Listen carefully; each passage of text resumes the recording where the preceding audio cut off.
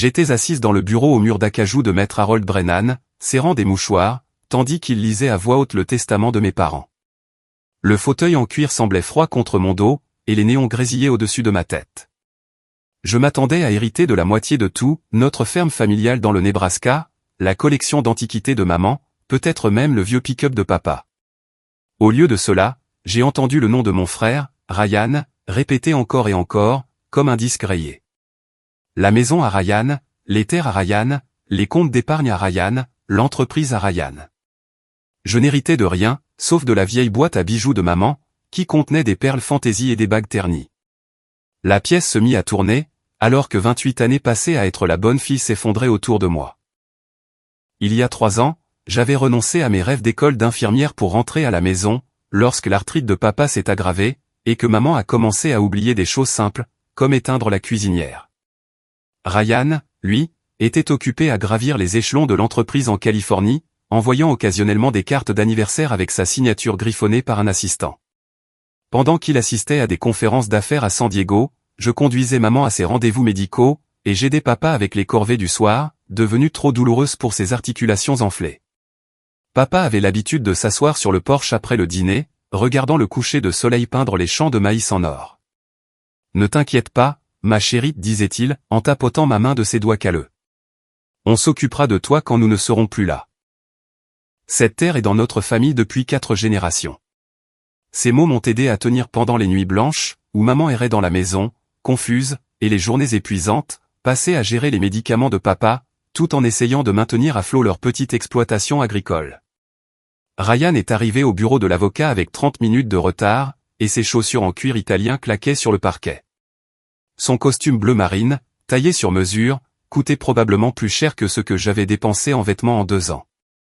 Une Rolex en or capta la lumière alors qu'il vérifiait son téléphone, marmonnant à propos de vols retardés et de réunions importantes. Quand Harold a fini de lire le testament, l'expression de Ryan a changé pour ce que j'ai reconnu comme son air de surprise étudiée. Je n'avais aucune idée qu'ils avaient fait ces changements, a-t-il dit, tendant la main pour me serrer l'épaule. Son parfum était cher et étranger. Belle, je suis tellement désolé. Ça doit être dévastateur. Mais quelque chose clochait dans sa sympathie. La façon dont ses yeux évitaient les miens, le léger sourire narquois qu'il ne pouvait pas tout à fait réprimer, quand Harold a mentionné l'entreprise familiale, valant près d'un $2 million. Harold s'éclaircit la gorge et ajusta ses lunettes à monture métallique. Vos parents ont modifié ce testament il y a environ 6 mois. La version précédente prévoyait une répartition plus équitable des biens. Il feuilleta une pile de documents juridiques, chaque page estampillée de sceaux officiels. Des préoccupations concernant la responsabilité financière et la stabilité à long terme ont influencé leur décision finale. J'ai eu l'impression que mon estomac se décrochait, comme si j'étais tombé à travers une couche de glace. Il y a 6 mois, c'était juste après Noël, quand Ryan avait fait sa première visite à la maison en 3 ans. Il était resté 2 semaines, plus longtemps que lors de toutes ses visites précédentes depuis l'université. Je me souviens avoir été reconnaissante, pensant qu'il passait enfin du temps de qualité avec nos parents. Maintenant, je me demandais quelle conversation avait eu lieu à huis clos, pendant que je faisais les courses ou que je travaillais dans la grange. Quel genre de préoccupation, ai-je demandé, ma voix à peine plus haute qu'un murmure. L'expression mal à l'aise d'Harold m'a tout dit. Je ne suis pas autorisé à discuter des détails de ces conversations. Cependant, des questions ont été soulevées quant à votre capacité à gérer des actifs importants, et à maintenir les opérations de l'entreprise familiale. Ryan s'agita sur sa chaise, redressant sa cravate en soie. Écoute, Belle, tu sais à quel point je tiens à toi, mais maman et papa s'inquiétaient pour tes prêts étudiants, et toute cette histoire avec ton ex-petite amie. Ils pensaient que je serais mieux placé pour gérer les complexités financières. Sa voix avait le même ton condescendant qu'il utilisait depuis l'enfance, pour m'expliquer pourquoi je ne pouvais pas jouer avec ses jouets, ou me joindre à ses amis. J'avais l'impression que la pièce se rétrécissait autour de moi. J'ai pensé aux semaines de 70 heures que j'avais travaillé pour faire tourner leur maison, les rendez-vous médicaux, la récupération des ordonnances, les courses, et les lessives interminables. Pendant que Ryan réseautait lors de dîners d'affaires, j'aidais papa à prendre sa douche quand ses articulations étaient trop raides pour qu'il y arrive seul. Pendant qu'il obtenait son MBA, j'apprenais à naviguer dans les formalités de Medicare et les déclarations d'assurance. Il y a autre chose, dit Harold en sortant un autre dossier. Votre frère a en fait contesté le testament original par des voies légales. Il a déposé une objection formelle, citant des préoccupations d'influence indue et de capacité mentale. La procédure judiciaire a eu lieu alors que votre mère était à l'hôpital pour sa dernière maladie. Les mots m'ont frappé comme un coup physique. Ryan s'était battu pour l'argent de nos parents, pendant que je tenais la main de maman pendant ses traitements de chimiothérapie. Il avait engagé des avocats pour remettre en question leurs compétences mentales, pendant que j'aidais papa à se souvenir de prendre ses médicaments pour le cœur.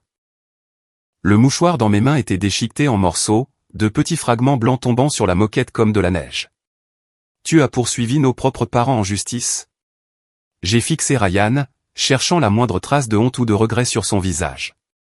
Je les ai protégés d'une erreur, a-t-il répondu sans ménagement. Tu étais tellement concentré sur les soins quotidiens que tu ne voyais pas la situation dans son ensemble. Quelqu'un devait penser à préserver leur héritage. Harold a rangé les documents dans des chemises en manille, ses mouvements soignés et précis. La procuration que votre frère détenait pendant les derniers mois de vos parents lui a permis d'effectuer plusieurs transferts financiers et de prendre des décisions commerciales. Tout a été géré conformément aux protocoles légaux. Procuration. Les mots résonnaient dans mon esprit, alors que je me souvenais de l'aide soudaine de Ryan pendant les dernières semaines de papa. Il avait insisté pour s'occuper des formalités pour les soins palliatifs, et pour gérer les factures. J'avais été reconnaissante de son aide, pensant qu'il assumait enfin son rôle de fils. Au lieu de cela, il avait systématiquement transféré des actifs et sécurisé son avenir financier, pendant que nos parents étaient mourants. Cette nuit-là, je n'ai pas pu dormir. Chaque craquement de la vieille ferme sonnait comme une accusation. J'avais hérité du droit de vivre ici pendant 6 mois, avant que Ryan ne puisse légalement m'expulser, une note de bas de page cruelle dans le testament, qui ressemblait à une insulte finale. À l'aube, j'étais assise au vieux bureau de papa dans le bureau, entourée de boîtes de documents financiers que Harold m'avait remises, en tant qu'exécutrice des effets personnels de maman. Les relevés bancaires racontaient une histoire qui me fit trembler les mains. Des retraits réguliers de 5 000 à 10 000 $ apparaissaient au cours des 2 dernières années, tous signés par Ryan avec son autorisation de procuration. Un retrait particulièrement important de 75 000 $ était daté de 3 mois seulement avant la mort de papa, étiqueté comme frais médicaux, malgré le fait que Medicare et leur assurance complémentaire avaient tout couvert. Je me suis rendu à la First National Bank, où papa avait gardé ses comptes pendant 40 ans. Nancy Patterson, la directrice de l'agence, connaissait assez bien notre famille pour parler librement de l'activité inhabituelle dont elle avait été témoin. Votre frère est venu assez fréquemment ces derniers mois, a-t-elle dit, affichant des registres sur son ordinateur. Toujours avec des papiers et des explications sur les raisons pour lesquelles il avait besoin d'accéder aux fonds de vos parents. Nous sommes tenus d'honorer les documents de procuration, mais certaines de ces transactions semblaient étranges. Ses doigts se sont arrêtés sur le clavier. Il a prétendu que vous aviez des difficultés financières et qu'on ne pouvait pas vous faire confiance pour la gestion de l'argent. Il a dit que vous aviez développé un problème de jeu. Mon visage brûlait d'humiliation. C'est complètement faux. Je n'ai jamais joué de ma vie. Je m'en doutais, connaissant votre caractère. Mais il avait des documents, des relevés bancaires de casinos de Vegas, des rapports de crédit montrant des problèmes de dette, même des photos de vous à ce qu'il prétendait être des parties de poker. L'expression de Nancy était compatissante, mais impuissante. Les documents semblaient assez légitimes pour que nous ne puissions pas refuser ces demandes. En rentrant chez moi, en passant par le centre-ville de Millfield, je me suis arrêté chez Martha Hendricks. Martha avait été l'amie la plus proche de maman pendant 30 ans, et elle avait été étrangement distante aux funérailles. Quand j'ai frappé à sa porte d'entrée, elle a ouvert avec l'expression coupable de quelqu'un pris en flagrant délit de mensonge. « Belle, ma chérie, je voulais t'appeler », a-t-elle dit en se tordant les mains. La moustiquaire entre nous ressemblait à une barrière la protégeant de la vérité qu'elle ne voulait pas dire. « Martha, qu'est-ce que Ryan a dit sur moi ? Je sais qu'il t'a parlé. » Son visage se décomposa. « Il était si inquiet pour toi, ma chérie. Il a dit que tu t'étais mêlée à de mauvaises personnes et que tu faisais de mauvais choix. Il m'a montré des photos de toi avec ce petit ami de l'université, celui avec la moto et les tatouages. Ryan a dit que ce garçon en voulait à l'argent de tes parents, et que tu étais trop aveuglé par l'amour pour le voir. Je l'ai regardé, incrédule. Vous voulez dire Jack ? Nous sommes sortis ensemble pendant 6 mois, il y a 3 ans. Il étudiait l'ingénierie et travaillait à temps partiel dans un garage. Ses tatouages dataient de son service militaire. Oh, la voix de Martha était faible. Ryan a fait paraître ça bien pire. Il a dit que Jake avait un casier judiciaire, et que tu prévoyais de l'épouser pour avoir accès à l'héritage. Ton frère semblait si soucieux de protéger la famille. La manipulation était d'une ampleur à couper le souffle. Ryan avait inventé tout un récit fictif sur ma vie, avec des preuves fabriquées et des rumeurs soigneusement plantées. Il avait retourné mes parents contre moi en exploitant leur amour et leur inquiétude, transformant leurs instincts protecteurs en armes contre leur propre fille. Au bureau de poste, j'ai demandé à Hélène Torres s'il y avait eu du courrier réexpédié ou retenu. Hélène y travaillait depuis 20 ans et se souvenait de chaque détail des irrégularités postales. Votre frère a bien demandé une réexpédition pour certains articles, a-t-elle admis à contre-cœur. Il a dit que vous aviez des problèmes personnels, et que les documents importants devaient d'abord passer par lui. Correspondance universitaire, lettres officielles, tout ce qui semblait financier. Elle a sorti une boîte de classement poussiéreuse de derrière le comptoir. J'ai gardé des copies des demandes de réexpédition parce qu'elles semblaient inhabituelles. La plupart des gens ne font pas réexpédier le courrier de quelqu'un d'autre à leur insu. À l'intérieur de la boîte se trouvaient des copies carbone des ordres de réexpédition pour le courrier qui m'était adressé, des lettres d'école d'infirmières, des notifications de bourse, même des réponses à des candidatures que j'avais soumises pendant les périodes où papa était en meilleure santé. Ryan avait intercepté chaque opportunité qui aurait pu me donner une indépendance financière ou une promotion de carrière. Il m'avait isolé de possibilités dont je n'avais même jamais connu l'existence. La découverte la plus douloureuse est venue lorsque j'ai trouvé le journal de maman caché dans le placard de sa chambre, niché dans une vieille boîte à chaussures entre sa robe de mariée et sa robe de baptême. Son écriture, autrefois nette et précise, était devenue tremblante et incertaine au cours des derniers mois, à mesure que sa maladie progressait. 15 mars. Ryan dit que Belle a plus de 50 000 $ de dettes de carte de crédit. Comment avons-nous pu ne pas le savoir? Il nous a montré les relevés. Peut-être que nous l'avons trop gâté, que nous ne lui avons jamais appris à gérer l'argent. J'ai l'impression d'être une si mauvaise mère. 2 avril. Trouver des papiers de faillite au nom de Belle. Ryan a expliqué qu'elle essayait de nous le cacher. Mon cœur est brisé. Comment peut-elle prendre soin de nous si elle ne peut même pas prendre soin d'elle-même financièrement? Peut-être que Ryan a raison, que nous devons protéger ce que nous avons construit. 20 avril. Ryan a apporté plus de preuves aujourd'hui. Des photos de Belle avec des gens qu'il dit être de mauvaise influence. Je ne veux pas le croire, mais les photos ne mentent pas. Elle a l'air si différente, si sauvage. Quand notre douce fille a-t-elle tant changé? Chaque entrée était un poignard dans mon cœur. Ma mère mourante avait passé ces derniers mois à croire des mensonges sur sa fille, ressentant une culpabilité et une déception complètement fabriquées. Ryan avait empoisonné son amour pour moi avec des preuves fictives et de faux récits, transformant ses instincts protecteurs en outils pour ma destruction. Les papiers de faillite étaient des faux. Je n'avais jamais fait faillite, je n'avais jamais eu de carte de crédit avec des soldes élevés, je n'avais jamais fréquenté les personnes sur ces photos retouchées. Mais les documents semblaient assez authentiques pour tromper des parents âgés qui faisaient plus confiance à la parole de leur fils qu'à toute autre chose. Dans l'atelier de papa, j'ai trouvé une enveloppe en manille cachée derrière son armoire à outils. À l'intérieur se trouvaient des registres financiers qu'il avait gardés séparément des comptes principaux de la maison, sa propre enquête sur les divergences qu'il avait remarquées dans les livres de la ferme. Son écriture était soignée et méthodique, listant des dates et des montants qui ne correspondaient pas aux explications de Ryan. Perte de revenus de la vente de terre.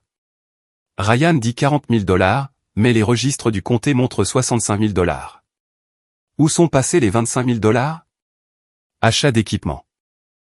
Ryan a facturé 12 000 $ pour des réparations de tracteurs, mais le mécanicien dit que le travail n'a coûté que 7 000 $. Déclaration d'assurance. Ryan s'est occupé des formalités pour les dommages à la grange, mais l'indemnisation était de 15 000 $ de plus que ce qu'il a déclaré. Je dois lui poser des questions à ce sujet. Papa avait enquêté sur les activités de Ryan avant sa mort, mais il n'avait jamais eu l'occasion de le confronter aux preuves. Mon père, malgré sa santé défaillante, avait gardé assez de clarté pour reconnaître les incohérences financières. Il était mort avec des questions sur son propre fils qui ne trouveraient jamais de réponse. Armé des notes de papa, j'ai passé la semaine suivante à plonger plus profondément dans les registres de l'entreprise familiale. Carson Agricultural Supply était rentable depuis 25 ans, servant les agriculteurs de 3 comtés en aliments, semences et équipements. Les livres racontaient l'histoire d'une croissance régulière, jusqu'à ce que Ryan commence à s'impliquer dans les opérations, il y a 5 ans. Le premier signal d'alarme fut une série d'honoraires de consultation versés à une société appelée Brennan Business Solutions. Une recherche rapide sur Internet a révélé que Brennan Business Solutions était enregistré au nom de Ryan, lui permettant essentiellement de se verser $20 000 par an pour des conseils sur la gestion d'une entreprise dont il héritait simultanément. Le montage était légal, mais éthiquement discutable, détournant de l'argent de l'exploitation de nos parents pour financer son style de vie californien. Les relevés de cartes de crédit ont révélé des frais personnels déguisés en dépenses professionnelles. Ryan avait acheté une Rolex à $15 000 et l'avait étiquetée comme divertissement client. Sa caution d'appartement à San Francisco apparaissait comme logement temporaire pour le développement commercial. Même ses paiements de location de BMW étaient acheminés par l'entreprise comme transport pour les visites commerciales. Mais le vrai choc est venu quand j'ai trouvé des reçus pour des ventes de terres que papa n'avait jamais mentionnées. Ryan avait vendu 3 parcelles de terres agricoles au cours des 2 dernières années, chaque transaction approuvée par sa procuration. Les ventes ont généré plus de $200 000 qui n'ont jamais figuré sur aucun compte familial. Au lieu de cela, l'argent avait été acheminé vers des comptes d'investissement enregistrés uniquement au nom de Ryan. J'ai appelé Carl Morris, l'associé de papa depuis 15 ans, et lui ai demandé de le rencontrer au café du centre-ville. Carl avait la soixantaine, un fermier au franc-parler qui avait travaillé aux côtés de papa à travers les bonnes récoltes et le mauvais temps. Ses mains usées tremblaient légèrement alors qu'il remuait du sucre dans son café, et ses yeux portaient le poids de secrets qu'il avait gardés trop longtemps. Ton père posait des questions vers la fin, dit Carl doucement. Des questions sur de l'argent qui aurait dû être là, mais qui ne l'était pas. Ryan l'a convaincu que les fluctuations du marché et les nouvelles réglementations rongeaient les bénéfices, mais pour moi, les chiffres ne collaient jamais. Quel genre de chiffres? Les ventes de semences ont augmenté de 20% l'année dernière, mais les bénéfices ont chuté de 15%. Ryan a dit que c'était dû à l'augmentation des coûts de transport et aux hausses de prix des fournisseurs, mais j'expédie avec les mêmes entreprises, et mes coûts sont restés relativement stables. La voix de Carl tomba à un murmure. Ton frère a menacé de me poursuivre pour diffamation si je mentionnais mes soupçons à qui que ce soit. Il a dit qu'il détruirait ma réputation dans la communauté agricole. Le café semblait trop petit, trop public pour l'énormité de ce que Carl révélait. Ryan n'avait pas seulement volé nos parents, il avait intimidé leur associé pour le réduire au silence, tout en pillant systématiquement l'entreprise qu'ils avaient passé des décennies à construire. Il y a plus, a poursuivi Carl. Ryan a contracté des prêts en utilisant l'entreprise comme garantie. J'ai signé des papiers qu'ils disaient être des mises à jour d'assurance de routine, mais plus tard, j'ai réalisé que c'était des garanties de prêt. L'entreprise doit près de $100 000 à des créanciers dont je n'ai jamais entendu parler. Mon estomac se serra. Que arrive-t-il si ces prêts ne sont pas remboursés? La banque peut saisir tous les actifs de l'entreprise, l'équipement, les stocks, même les terres si elles sont liées aux accords de garantie. L'expression de Carl était sombre. Ton frère a monté un château de cartes financier qui va s'effondrer sur celui qui héritera de l'entreprise. Au bureau de l'enregistrement du comté, j'ai passé des heures à examiner les transferts de propriété et les dépôts de privilèges. Les documents peignaient le tableau d'une fraude systématique qui se tramait depuis des années. Ryan avait utilisé des documents falsifiés pour autoriser des ventes de terres, créé de fausses factures pour justifier des transferts d'argent, et établi des sociétés écrans pour cacher des actifs volés. La découverte la plus dévastatrice fut une série de déclarations d'assurance pour des équipements qui auraient été volés ou endommagés. Ryan avait déclaré la collection de voitures anciennes de papa volées il y a 3 ans, percevant plus de $60 000 d'indemnité d'assurance, mais j'avais vu ces voitures dans un entrepôt de l'autre côté de la ville, lorsque j'avais aidé papa à les y déplacer pour les protéger de l'hiver. Ryan avait caché les véhicules et réclamé l'argent de l'assurance pour leur vol. Un schéma similaire existait pour le matériel agricole. Des tracteurs et des moissonneuses-batteuses que Ryan déclarait endommagés au-delà de toute réparation étaient en fait vendus à des concessionnaires dans les États voisins. Il avait profité de l'état mental déclinant de papa pour autoriser des déclarations d'assurance, tout en profitant secrètement de la vente du matériel. L'ampleur du vol était stupéfiante. En 5 ans, Ryan avait volé ou obtenu frauduleusement près de $400 000 de notre famille par divers stratagèmes. Il avait bâti son image de succès en Californie sur de l'argent volé à des parents âgés qui lui faisaient entièrement confiance. Mais la révélation la plus choquante est venue d'un rapport d'enquêteur privé que j'ai trouvé dans la voiture de Ryan, qu'il avait laissé dans notre allée. Le rapport était intitulé « Enquête d'antécédents, Jake Morrison, mon ex-petite amie de l'université. Le dossier contenait des photos de surveillance, des dossiers financiers et des informations personnelles qui avaient été recueillies à l'insu ou sans le consentement de Jake. Le rapport révélait que Jake était exactement celui que j'avais cru qu'il était, un vétéran honorable qui travaillait pour financer ses études d'ingénieur. Mais Ryan avait payé un enquêteur privé peu scrupuleux pour fabriquer de fausses preuves sur le caractère de Jake, de faux casiers judiciaires, des relevés financiers truqués, et des photographies mises en scène, conçues pour faire paraître Jake dangereux et opportuniste. Le coût de ces preuves fabriquées était de 12 000 $, payé sur le compte de l'entreprise de papa et étiqueté comme conseil en sécurité. Ryan avait littéralement acheté des mensonges pour détruire ma relation et m'isoler de tout soutien potentiel. Il avait instrumentalisé l'amour de mes parents contre moi, transformant leurs instincts protecteurs en outils pour ma destruction émotionnelle et financière. Dans les notes de l'enquêteur, j'ai trouvé la dernière pièce de la stratégie de Ryan. Recommandation, continuer à surveiller les relations de la cible et intervenir si nécessaire pour empêcher toute attache amoureuse qui pourrait compromettre la stratégie d'héritage. Le sujet semble vulnérable à la manipulation par la pression parentale. Ryan n'avait pas seulement volé de l'argent. Il avait volé ma chance d'aimer, mes opportunités de carrière, et la confiance de mes parents. Il avait orchestré une campagne de plusieurs années pour s'assurer que je resterais isolée, dépendante, et finalement exclue de l'héritage familial que j'avais tout sacrifié pour préserver. 3 jours après ma découverte du rapport de l'enquêteur, j'ai remarqué la berline noire garée en face de notre ferme.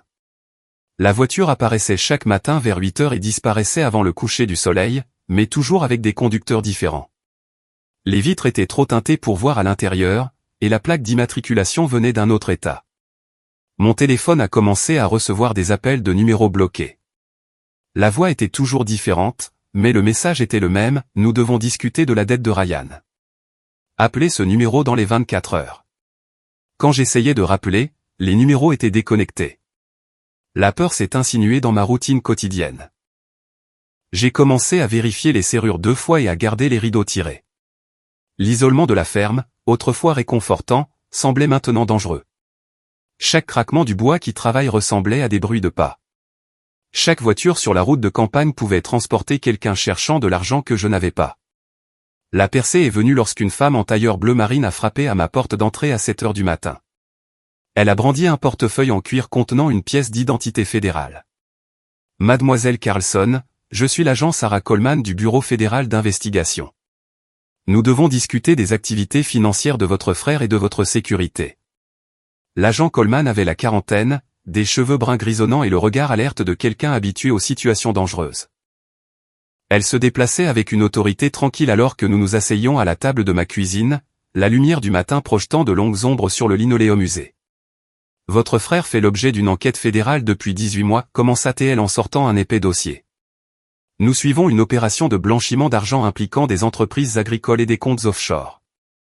Les activités de Ryan ont attiré notre attention lorsqu'il a commencé à faire d'importants dépôts en espèces qui ne pouvaient pas être expliqués par des revenus légitimes. Les documents qu'elle m'a montrés dépeignaient Ryan comme un criminel bien plus sophistiqué que je ne l'avais imaginé.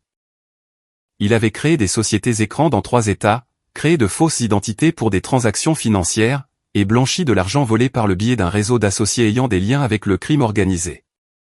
Les gens qui surveillent votre maison ne sont pas des criminels au hasard, a poursuivi l'agent Coleman.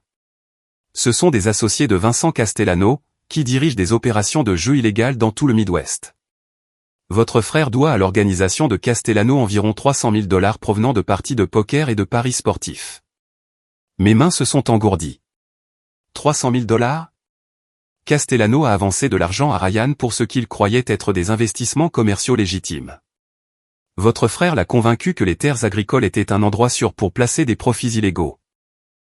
Lorsque les investissements ne se sont pas matérialisés, Castellano a voulu récupérer son argent, avec intérêt. L'agent Coleman a étalé des photos de scènes de crime sur la table, montrant ce qui arrivait aux gens qui ne pouvaient pas rembourser leurs dettes à l'organisation de Castellano, des os brisés, des bâtiments incendiés, et pire encore.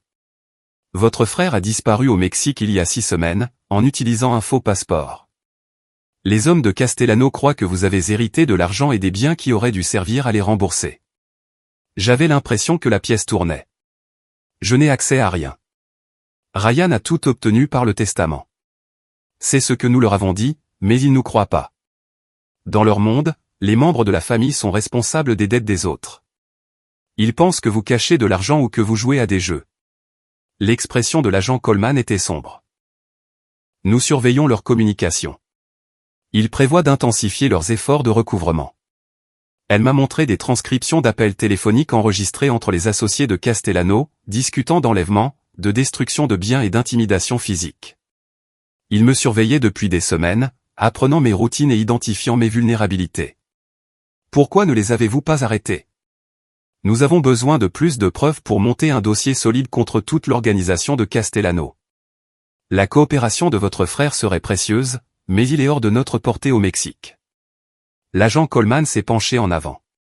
Cependant, nous avons une proposition qui pourrait résoudre les deux problèmes. Le plan qu'elle a exposé était terrifiant, mais nécessaire. Le FBI montait un dossier contre Castellano depuis des années, rassemblant des preuves de ses opérations de jeu illégales, de son blanchiment d'argent et de ses pratiques violentes de recouvrement de dettes. Ma situation offrait l'occasion de prendre ses associés en flagrant délit d'extorsion et d'intimidation. Nous voulons que vous coopériez à notre enquête. Laissez les hommes de Castellano vous approcher, mais sous notre supervision. Nous aurons des équipes de surveillance qui suivront chaque interaction, et vous serez équipés d'un micro pour enregistrer les conversations. La voix de l'agent Coleman était ferme et rassurante. Ce n'est pas sans risque, mais c'est le meilleur moyen d'assurer votre sécurité, tout en nous aidant à arrêter ces criminels. L'alternative était de vivre dans une peur constante, sachant que des gens dangereux croyaient que je leur devais de l'argent que je n'avais jamais vu. La fraude de Ryan avait peint une cible sur mon dos, qui ne disparaîtrait pas tant que l'organisation de Castellano ne serait pas démantelée. Ce soir-là, j'ai reçu un appel d'un homme à l'accent prononcé de Chicago, qui s'est identifié comme Tony. Mademoiselle Carlson, nous devons nous rencontrer demain pour discuter de la situation de la dette de votre famille. 14 heures au Miller S dîner sur l'autoroute 9. Venez seul et apportez des documents sur vos actifs. L'équipe de l'agent Coleman m'a préparé pour la rencontre avec du matériel d'enregistrement caché et des dispositifs de communication d'urgence. Des équipes de surveillance du FBI seraient positionnées dans tout le restaurant et ses environs, prêtes à intervenir si la situation devenait dangereuse. Le Miller S dîner était un relais routier à 30 km de la ville, le genre d'endroit où les conversations pouvaient avoir lieu sans attirer l'attention. Tony était un homme imposant, la cinquantaine, avec des jointures cicatrisées et des yeux froids qui avaient vu trop de violence. Il s'est glissé dans la banquette en face de moi, sa présence dégageant une menace malgré sa voix calme. Ton frère a fait des promesses qu'il ne pouvait pas tenir, a dit Tony, remuant du sucre dans un café noir avec des mains qui éclipsaient la petite cuillère. Il a convaincu notre organisation d'investir dans des opportunités agricoles qui se sont avérées être de la pure fiction. Nous avons perdu 300 000 $, plus les intérêts et les pénalités. Je n'ai pas accès aux comptes ni aux biens de mon frère, ai-je répondu, essayant de garder une voix stable pendant que le matériel d'enregistrement captait chaque mot. C'est ce que tout le monde dit, jusqu'à ce qu'ils comprennent les conséquences de nous mentir. Tony a sorti de sa veste et a posé des photographies sur la table entre nous, des photos de ma maison, de ma voiture, de moi marchant vers la boîte aux lettres. Nous savons où tu vis, où tu fais tes courses, à qui tu parles. Cette dette ne va pas disparaître juste parce que ton frère s'est enfui au Mexique. Les photographies étaient une menace claire, des preuves de harcèlement que l'équipe de l'agent Coleman pourrait utiliser au tribunal. Mais assise en face de Tony, j'ai ressenti tout le poids du danger que Ryan avait introduit dans ma vie par sa cupidité et son insouciance. Qu'est-ce que vous attendez de moi? Premièrement, nous voulons des informations sur où ton frère aurait pu cacher des actifs, comptes bancaires, coffres-forts, propriétés au nom d'autres personnes. Deuxièmement, nous voulons que tu utilises ton héritage pour rembourser la dette. Le sourire de Tony était froid et calculateur. Nous sommes des gens raisonnables. Nous accepterons des paiements échelonnés si nécessaire. L'héritage est bloqué par des procédures judiciaires. Même si je voulais aider, je ne peux pas accéder à ces fonds avant des mois. L'expression de Tony s'est assombrie. Alors tu ferais mieux de trouver un moyen d'accélérer le processus. Notre patience a des limites, et ces limites se mesurent en jours, pas en mois. Il s'est levé pour partir, laissant tomber une carte de visite sur la table. Appelle ce numéro quand tu seras prête à coopérer. Ne nous oblige pas à venir te chercher à nouveau. Après que Tony ait quitté le restaurant, l'équipe de l'agent Coleman m'a débriefé dans une installation sécurisée du FBI à 50 km de là. La conversation enregistrée fournissait des preuves concrètes d'extorsion et de menaces, mais Coleman voulait monter un dossier plus complet contre toute l'opération de Castellano. La conversation de Tony nous donne des motifs d'arrestation, mais nous devons identifier toute l'étendue de leurs activités, a-t-elle expliqué. Le cas de votre frère est lié à un schéma plus large de blanchiment d'argent et de combine d'investissement criminel. Avec votre aide, nous pouvons exposer tout le réseau. De retour à la ferme, j'ai commencé à fouiller dans les affaires de Ryan avec un nouvel objectif. Il avait laissé derrière lui des ordinateurs, des boîtes de documents et des objets personnels dans sa chambre d'enfant, apparemment confiant que je ne découvrirais jamais leur importance. En travaillant avec la spécialiste en criminalistique du FBI, Diana Walsh, j'ai appris à identifier les documents financiers qui révélaient la véritable ampleur de l'entreprise criminelle de Ryan. Diana était une femme dans la trentaine, experte en criminalité en col blanc et en criminalistique numérique. Elle m'a appris à lire les numéros de routage bancaire, à tracer les virements électroniques, et à identifier les structures de sociétés écrans qui blanchissaient de l'argent illégal. Ensemble, nous avons découvert un réseau sophistiqué de fausses entreprises et de comptes frauduleux que Ryan avait mis en place sur une période de 5 ans. Votre frère était plus qu'un simple voleur, a expliqué Diana en examinant les disques durs d'ordinateur. Il dirigeait une opération multi-État qui aidait les criminels à convertir des profits illégaux en investissements d'apparence légitime. L'angle agricole était brillant, car les achats de terres agricoles sont rarement examinés par les institutions financières. Les ordinateurs contenaient des fichiers cryptés avec des listes de clients, des registres de transactions et une correspondance qui révélait le rôle de Ryan en tant que coordinateur du blanchiment d'argent. Il avait blanchi de l'argent sale provenant d'opérations de jeux, de trafiquants de drogue et d'autres criminels dans tout le Midwest. La ferme familiale avait servi de façade à des activités financières illégales qui généraient des millions de profits criminels. J'ai contacté Harold Brennan, l'avocat de la succession, pour discuter des options légales pour contester l'héritage frauduleux de Ryan. Harold était initialement réticent à rouvrir des affaires de succession réglées, mais les preuves d'activité criminelle ont radicalement changé sa perspective. Les testaments obtenus par fraude, falsification et influence indue peuvent être contestés, quel que soit le temps écoulé, a-t-il expliqué lors de notre réunion à son cabinet. Les preuves que vous avez rassemblées suggèrent une manipulation systématique de vos parents pendant des périodes où ils n'avaient peut-être pas leur pleine capacité mentale. Harold m'a aidé à déposer des requêtes légales pour geler les actifs hérités de Ryan, en attendant l'enquête sur les allégations de fraude. Le processus a nécessité une documentation détaillée de chaque mensonge, de chaque document falsifié, et de chaque cas de manipulation financière. C'était émotionnellement épuisant de revivre la trahison, mais nécessaire pour la justice légale. Pendant ce temps, l'agent Coleman a arrangé pour que je reprenne contact avec les personnes que Ryan avait manipulées pour qu'elles fournissent de faux témoignages contre moi. Martha Hendricks, l'amie de la famille à qui on avait raconté des mensonges sur mon caractère, a été horrifiée lorsqu'elle a appris la vérité sur la tromperie de Ryan.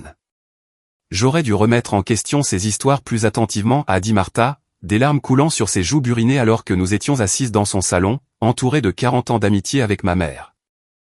Ta maman t'aimait tellement, mais les mensonges de Ryan l'ont fait douter de ses propres instincts à l'égard de sa fille.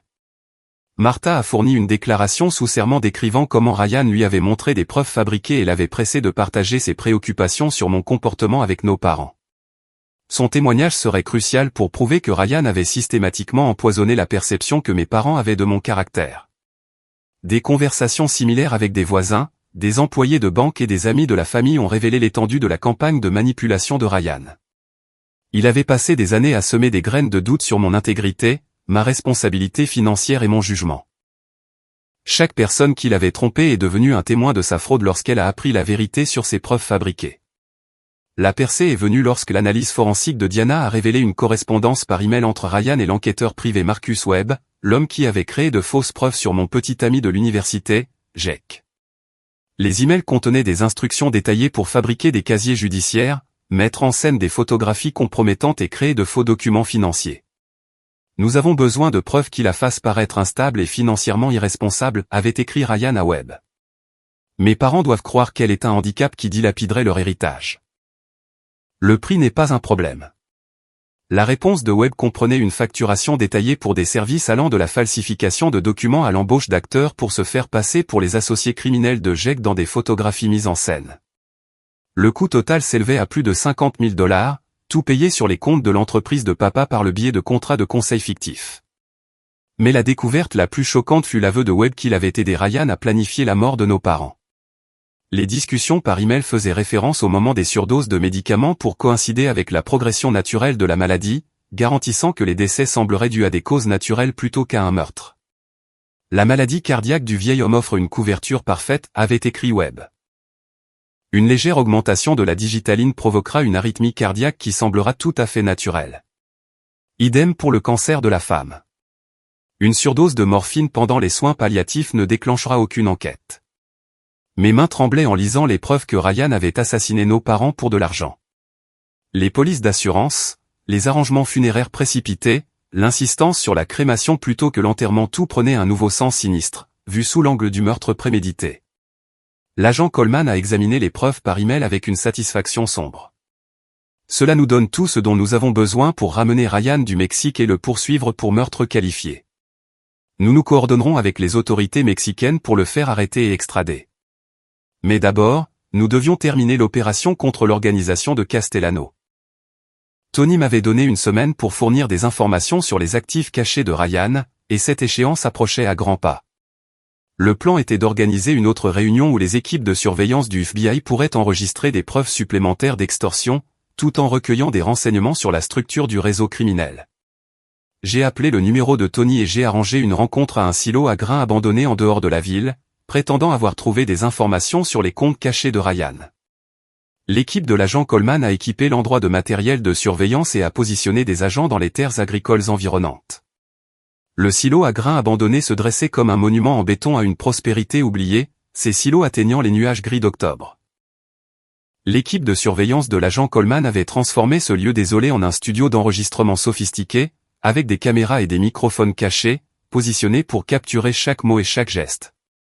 Je suis arrivé 30 minutes en avance, portant du matériel d'enregistrement scotché à mon corps et un émetteur d'urgence qui appellerait des renforts si la situation devenait dangereuse. Mon cœur battait la chamade contre mes côtes alors que j'attendais à l'ombre de matériel agricole rouillé, répétant la conversation qui, je l'espérais, mettrait fin aux menaces de Castellano contre ma famille. Tony est arrivé dans un SUV noir avec 2 associés, des hommes dont le langage corporel suggérait une familiarité avec la violence. Ils ont inspecté le périmètre avant de s'approcher, leur paranoïa jouant en notre faveur car elle fournissait aux caméras du FBI des images claires d'identification faciale.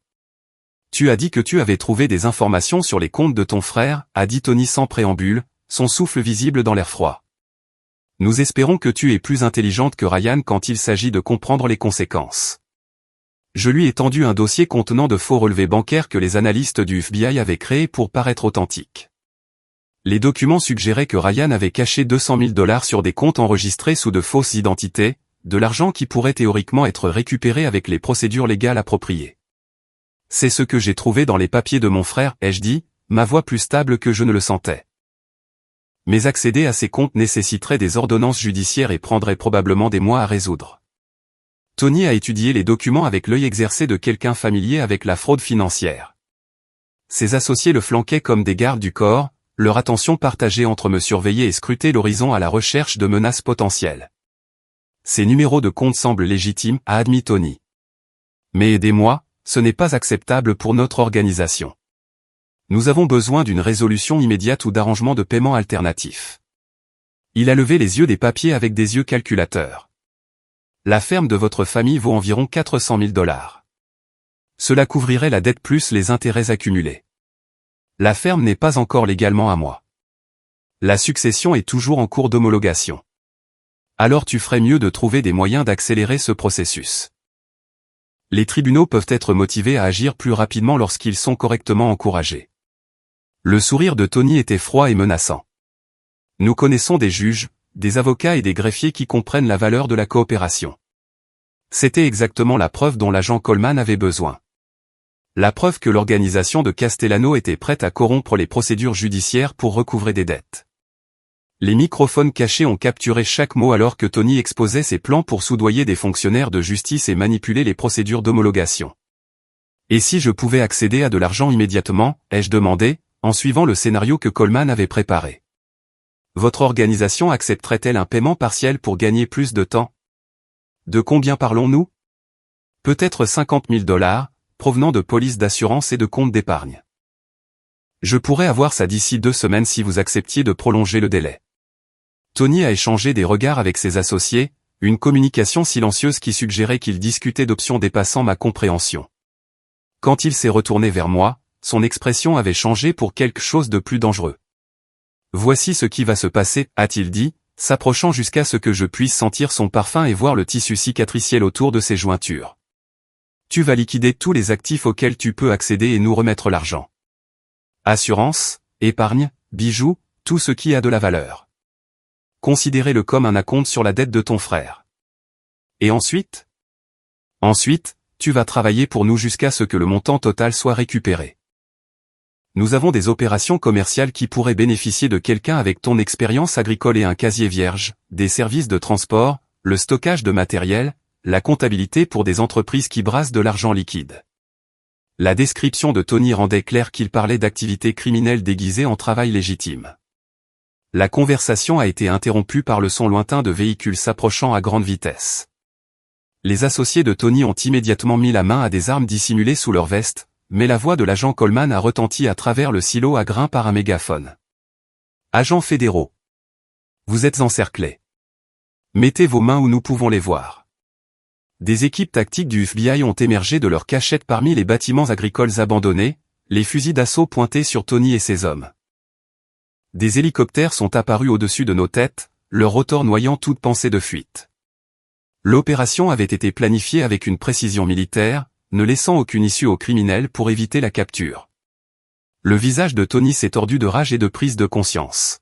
« Tu nous as piégés, petite. » Il s'est jeté sur moi, mais des agents du FBI l'ont plaqué au sol avant qu'il ne puisse m'atteindre. Ses associés se sont rendus sans résistance, dépassés par la démonstration de force fédérale. Alors que les agents menottaient les criminels et leur lisaient leurs droits, l'agent Coleman s'est approché avec une satisfaction évidente dans son expression. Nous avons obtenu tout ce dont nous avions besoin.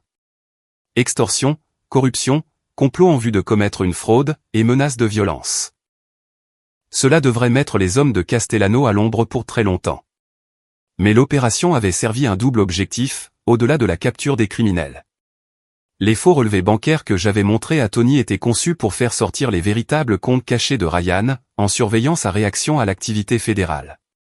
Les analystes du FBI surveillaient les réseaux financiers internationaux pour tout mouvement d'argent qui pourrait indiquer que Ryan se préparait à fuir le Mexique. Votre frère a mordu à l'hameçon, a expliqué Coleman alors que nous regardions Tony être chargé dans un véhicule de transport fédéral.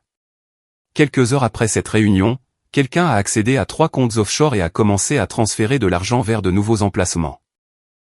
Nous avons retracé les signatures numériques jusqu'à un cybercafé à Cancun. La police fédérale mexicaine se mettait déjà en mouvement pour arrêter Ryan, sur la base de mandats d'extradition pour meurtre et fraude. Sa tentative d'accéder à de l'argent caché avait révélé sa position et fourni des preuves supplémentaires d'activité criminelle continue.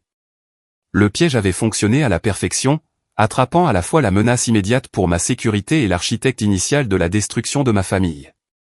Alors que le soleil se couchait derrière le silo à grains, peignant les terres agricoles abandonnées de nuances d'orange et d'or, j'ai ressenti quelque chose que je n'avais pas connu depuis des mois. L'espoir. La justice était enfin à portée de main, et le cauchemar que Ryan avait créé commençait à prendre fin. 6 mois plus tard, j'étais assise dans un tribunal fédéral, regardant Ryan être condamné pour le meurtre de nos parents, de multiples chefs d'accusation de fraude, et de complot en vue de blanchir de l'argent. Il avait été extradé du Mexique, l'air hagard et désespéré, ses costumes coûteux remplacés par une combinaison orange et des chaînes. La juge, une femme âgée aux cheveux gris acier et sans tolérance pour les criminels qui s'en prennent aux membres de leur famille, a prononcé une peine qui m'a fait pleurer de soulagement, la prison à vie sans possibilité de libération conditionnelle. Les crimes de Ryan avaient été si étendus, sa trahison si complète, que même son propre avocat de la défense avait recommandé d'accepter un accord de plaidoyer, plutôt que de contester des accusations qui auraient probablement abouti à la peine de mort. Monsieur Carlson, a dit la juge Patricia Hamilton, sa voix résonnant dans la salle d'audience comble, votre abus systématique de parents âgés, votre manipulation des liens familiaux, et votre calcul de sang-froid pour mettre fin à leur vie représentent la pire forme de mal humain. Vous passerez le reste de votre vie derrière les barreaux, où vous ne pourrez plus nuire à des personnes innocentes qui ont fait l'erreur de vous faire confiance. La confession de Ryan avait été obtenue lors des négociations de plaidoyer, une tentative désespérée d'éviter la peine capitale. Il avait admis avoir progressivement augmenté les doses de médicaments de nos parents sur plusieurs semaines, chronométrant leur mort pour coïncider avec la progression naturelle de la maladie. L'enquête de l'assurance qui a suivi a révélé des traces de concentration médicamenteuse mortelle qui avaient été manquées lors des procédures d'autopsie initiale. Mais la confession de Ryan avait également révélé toute l'étendue de ses crimes financiers. En 7 ans, il avait volé près de 600 000 $ à notre famille par divers stratagèmes, de faux contrats de conseil, des déclarations d'assurance frauduleuses, des fonds d'entreprise détournés, et du blanchiment d'argent pour des organisations criminelles. L'enquête fédérale a finalement récupéré plus de 400 000 $ d'actifs que Ryan avait cachés dans des comptes offshore. Le testament frauduleux a été annulé par le tribunal des successions, après que Harold Brennan ait présenté des preuves de documents falsifiés et de témoignages forcés. Les dossiers médicaux ont prouvé que nos parents souffraient de confusion induite par les médicaments, pendant la période où Ryan prétendait qu'ils avaient pris des décisions rationnelles concernant la distribution de l'héritage. Le testament original, qui partageait tout équitablement entre Ryan et moi, a été rétabli comme leur véritable dernier testament. Avec l'héritage restauré et les produits du crime récupérés, je me suis retrouvé en possession d'actifs d'une valeur de près de 800 000 $, la ferme familiale, l'entreprise agricole, la collection d'antiquités, et la collection de voitures anciennes de papa que Ryan avait prétendu voler. Mais plus important encore, j'avais l'occasion de restaurer le véritable héritage de nos parents, plutôt que de le laisser être corrompu par la cupidité et le meurtre. J'ai utilisé 100 000 $ pour créer le fonds de bourse de la famille Carlson, offrant une aide financière aux étudiants en soins infirmiers des communautés agricoles, qui souhaitaient poursuivre une carrière dans la santé tout en soutenant leur famille. La bourse ciblait spécifiquement les étudiants qui avaient fait des sacrifices pour prendre soin de parents âgés, comprenant l'équilibre entre l'éducation et la responsabilité familiale avec lequel j'avais lutté pendant des années. La ferme familiale a été transformée en centre de soins communautaire Carlson, un établissement offrant des services de jour et des soins de répit aux résidents âgés de tout le comté. La vieille grange est devenue un centre social où les aînés pouvaient participer à des activités et recevoir des repas nutritifs, tandis que la ferme a été convertie en bureau pour les infirmières et les travailleurs sociaux qui coordonnaient les services de soins à domicile. Carl Morrison est devenu mon associé pour reconstruire Carson Agricultural Supply avec des pratiques éthiques et une gestion financière transparente. Nous avons mis en place des procédures de surveillance strictes et des structures de propriété communautaire qui empêchaient tout individu de manipuler l'entreprise à des fins personnelles. L'entreprise a prospéré sous une gestion honnête, devenant un modèle pour les entreprises agricoles coopératives dans tout l'État. Mais la restauration la plus significative est venue des relations que les mensonges de Ryan avaient endommagées. Martha Hendricks est devenue comme une seconde mère pour moi, partageant des histoires sur mes parents qui ont aidé à guérir les blessures de leurs derniers mois. Nous avons établi une tradition de dîners dominicaux où des amis de longue date de la famille se réunissaient pour se souvenir des personnes que mes parents avaient vraiment été, avant que la peur et la manipulation n'empoisonnent leur jugement. J'ai également recontacté Jake Morrison, mon petit ami de l'université, dont Ryan avait systématiquement détruit la réputation par des preuves fabriquées. Jake était devenu un ingénieur civil prospère à Denver, et nos retrouvailles ont mené à des conversations sur les relations que nous avions tous deux perdues à cause de mensonges et de manipulations. Bien que nous n'ayons pas ravivé notre romance, nous avons développé une amitié basée sur une compréhension mutuelle de la façon dont la tromperie peut détruire la confiance entre de bonnes personnes. Le développement le plus surprenant a été de rencontrer David Patterson, un agriculteur voisin dont la famille était amie avec la mienne depuis 3 générations. David avait perdu ses propres parents à cause d'une escroquerie financière perpétrée par des criminels qui s'en prenaient aux agriculteurs âgés, et il comprenait le mélange de chagrin et de colère qui vient de la perte d'être cher à cause de la cupidité. Nos expériences communes ont créé un lien qui s'est progressivement transformé en amour, basé sur une compréhension sincère plutôt que sur la commodité ou la manipulation. David et moi nous sommes mariés lors d'une simple cérémonie au centre de soins communautaire, entourés des amis et des voisins qui m'avaient soutenu pendant la période la plus sombre de ma vie. Le camion vintage restauré de papa, décoré de fleurs sauvages du jardin de maman, a servi de véhicule de mariage. La célébration ressemblait à une restauration des traditions familiales authentiques, qui honorait la mémoire tout en construisant l'espoir pour l'avenir. L'agent Coleman a assisté au mariage, étant devenu une amie pendant l'enquête qui a révélé les crimes de Ryan. Elle avait été promue à la tête de l'unité de lutte contre la criminalité rurale du FBI, utilisant les leçons tirées de notre cas pour protéger d'autres familles d'agriculteurs contre les prédateurs financiers. Son travail avait déjà empêché des combines similaires dans 3 autres États, prouvant que la justice peut s'étendre au-delà des cas individuels pour devenir une protection systémique. Alors que je me tenais dans le centre communautaire, entouré de personnes dont la vie avait été touchée par des soins sincères plutôt que par la manipulation, j'ai réfléchi au chemin parcouru, de la trahison à la rédemption. La tentative de Ryan de détruire ma vie avait finalement révélé la force des relations authentiques, et le pouvoir de la vérité à surmonter même les tromperies les plus sophistiquées. L'argent de l'assurance de la collection de voitures de papa a financé un jardin commémoratif derrière le centre de soins, où les familles pouvaient se souvenir des êtres chers perdus à cause de la maltraitance des aînés et de l'exploitation financière. Un simple banc en pierre portait une inscription qui capturait la leçon que j'avais apprise à travers une douleur inimaginable: la vraie famille n'est pas une question de sang ou d'héritage. Ce sont les gens qui vous soutiennent quand tout s'effondre. J'avais appris que parfois, le plus grand cadeau que la vie vous offre est de vous montrer qui vous êtes vraiment, quand tout vous est enlevé. Mes parents seraient fiers de savoir que leur héritage aide maintenant les autres, au lieu de financer la cupidité d'un criminel. La justice n'arrive pas toujours rapidement, mais elle arrive à ceux qui ne cessent jamais de se battre pour ce qui est juste. La fondation de la famille Carlson, créée avec les actifs récupérés et les bénéfices commerciaux continue de lutter contre la maltraitance des aînés et de soutenir les initiatives de soins de santé en milieu rural. Chaque bourse accordée, chaque famille aidée, chaque crime évité représente une victoire sur les forces qui ont tenté de détruire tout ce que mes parents avaient construit par un travail honnête et un amour sincère. Debout dans le jardin au coucher du soleil, regardant David s'occuper des légumes qui nourriront les aînés au repas communautaire de demain, j'ai compris que guérir ne signifie pas oublier le passé. Cela signifie construire un avenir où l'amour l'emporte sur la haine, où la vérité vainc la tromperie, et où la justice prévaut finalement sur la cupidité. Le véritable héritage de mes parents perdure dans chaque vie touchée par le centre de soins, chaque étudiant éduqué grâce à leur fonds de bourse, et chaque famille protégée contre le genre de prédateurs qui menaçaient autrefois de détruire tout ce que nous avions construit ensemble. Je pense souvent à quel point ma vie aurait pu être différente si Ryan avait choisi l'amour plutôt que la cupidité, s'il avait valorisé les liens familiaux plutôt que le gain financier. Mais ces choix, aussi destructeurs soient-ils, m'avaient amené à découvrir une force que je ne soupçonnais pas posséder, et des relations bâties sur des fondations plus solides que le sang ou l'argent. En essayant de tout me prendre, il m'avait par inadvertance donné quelque chose de plus précieux que n'importe quel héritage, la connaissance que je pouvais survivre à la pire trahison imaginable, et quand même construire une vie remplie de sens, d'amour, et de liens authentiques.